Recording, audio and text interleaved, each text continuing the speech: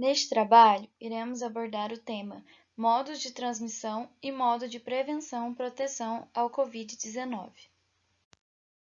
O novo coronavírus pertence a uma família de vírus chamado Coronaviridae, e essa família de vírus é conhecida por ter uma combinação de vírus que possui como material genético o RNA.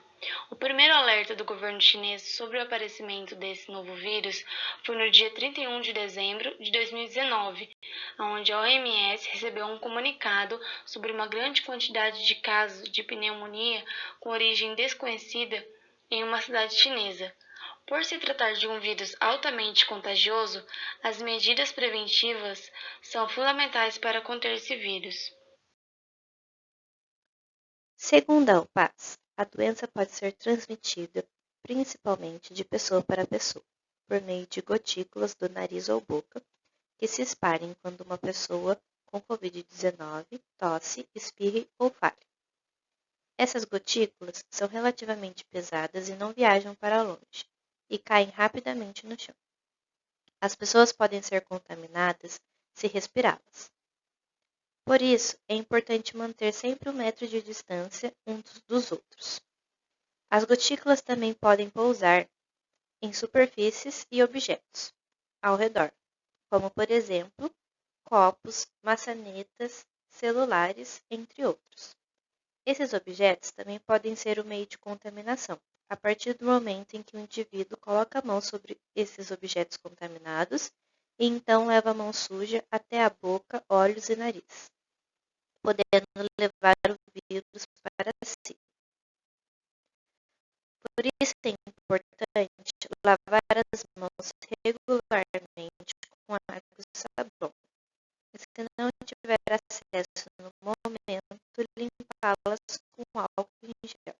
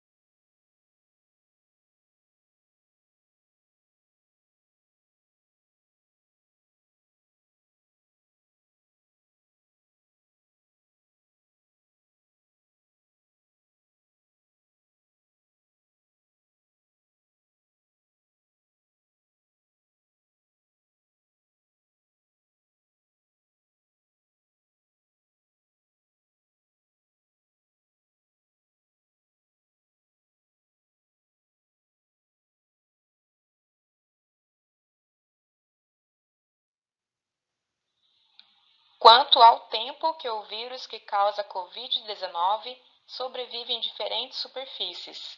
Isso pode variar conforme diferentes condições, como o tipo da superfície, temperatura e a umidade do ambiente. Calor, pH alto ou baixo, luz solar e desinfetantes facilitam a morte do vírus. Segue uma tabela como exemplo referente à superfície e o tempo máximo de viabilidade. Aerossol 3 horas, plástico até 72 horas, aço inoxidável até 72 horas, cobre 4 horas, papelão 24 horas, alumínio de 2 a 8 horas, metal 5 dias, madeira 4 dias, papel 5 dias, vidro 5 dias, luva 8 horas, avental 2 dias e cerâmica 5 dias. Com as informações estabelecidas pela Organização Mundial da Saúde, o SUS, juntamente com as prefeituras, estão realizando campanhas de conscientização para alertar a população, mostrando-nos quais os locais com maior índice de contágio. Como podemos ver na imagem, eles estabeleceram uma escala que nos informa os níveis de contágio, do mais baixo para o mais alto, assim mostrando os riscos de sair de casa sem ter necessidade. Lembrando que o melhor local para você permanecer nesse momento seria na sua própria residência. E, em último caso, se for extremamente necessário, ir a algum hospital, na onde o índice é o mais agravado. A partir do momento que o Ministério da Saúde reconheceu a transmissão comunitária do coronavírus, a aplicação de medidas preventivas como isolamento social se faz extremamente necessária. O isolamento social tem como objetivo a redução da transmissão do vírus, pois sabemos que este apresenta alta virulência. O número base de transmissão é de 2,5 a 3 indivíduos a cada infectado, o que leva a uma progressão muito rápida. Logo, o isolamento é a maneira mais eficaz de se reduzir a propagação do vírus, pois ainda não temos vacinas para esse vírus e a maioria da população é suscetível a ele. Sendo assim, com a prática do isolamento social, reduzimos os números de casos, fazendo com que o sistema de saúde consiga tratar os casos existentes de forma que não corra risco de faltarem recursos para o tratamento de todos os casos ativos, reduzindo também o número de óbitos. O uso de máscaras. As máscaras utilizadas pelos profissionais da saúde são a máscara cirúrgica, representada na imagem, e a N95 ou PFF2. Essas duas últimas são bem parecidas e por isso são frequentemente citadas como a mesma. E existem as máscaras caseiras, que são as mais indicadas para a população. Para ser eficiente, a máscara caseira precisa seguir algumas especificações que são simples. É preciso que a máscara tenha pelo menos 2 camadas de tecido, que seja de uso individual, ou seja, não pode ser dividida com ninguém, por mais próximo que a pessoa seja. Portanto, cada um deve ter a sua, sendo recomendado de 2 a 5 unidades por pessoa. O molde deve ser correto e a higiene também. A máscara deve ser trocada após 2 horas de uso ou até ficar úmida. A probabilidade de contágio é bem diminuída quando 2 indivíduos estão utilizando a máscara. No caso da imagem, um infectado e um sadio. É importante lembrar que você pode ser um infectado assintomático, ou seja, que não apresenta sintomas, e os vírus podem ser emitidos por gotículas ao falar. Por isso, todos devem usar a máscara, mesmo sem tosse ou espirros. Na imagem podemos ver alguns erros, principalmente a máscara no queixo, pois para colocar ela desse jeito é necessário tocar a parte externa da máscara, e a parte externa da máscara deve sempre ser considerada infectada, sendo então uma atitude errada tocar nela. A máscara deve cobrir desde o nariz até o queixo e sem ficar larga nas laterais. Ao retirar a máscara, deve-se puxar os elásticos e ela deve ser descartada em uma sacola e, quando for caseira, guardada na sacola para a devida higiene.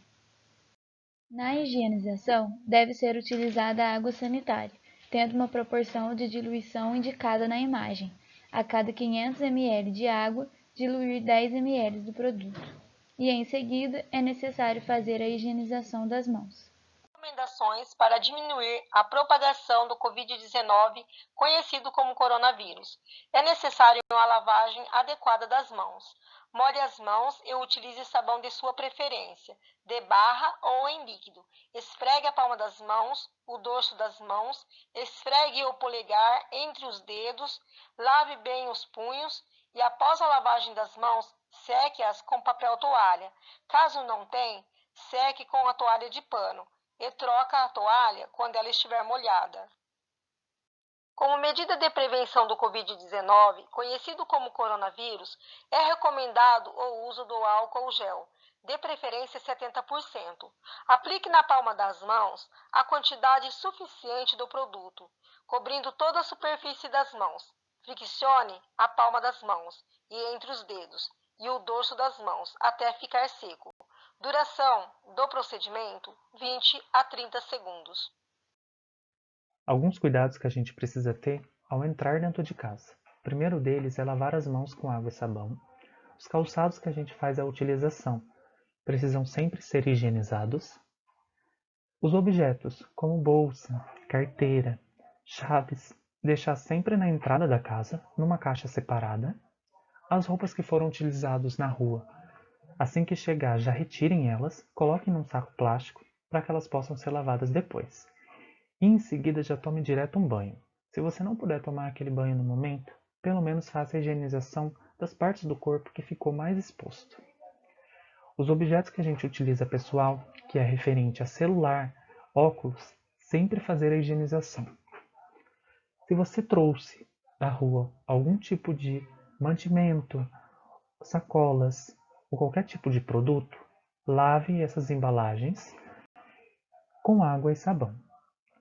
Se você em algum momento utilizar algum tipo de luva, tome muito cuidado na hora de retirar elas.